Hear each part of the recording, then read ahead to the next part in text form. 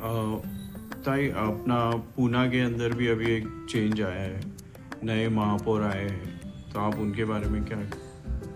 सर्वप्रथम मी मंजुश्री नागपुरे यांना महापौर पदाच्या खूप खूप शुभेच्छा देईन. कारण 2012ला आम्ही दोघी एकत्र नगरसेविका होतो, दोघी पण नवीनच होतो.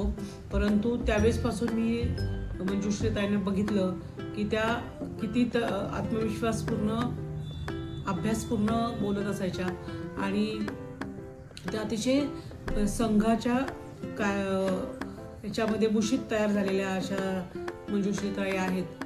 आणि खरोखर मला वाटतं की सिंहगड रोडला प्रथमतः हा महापौर पदाचा मान मिळाला आहे.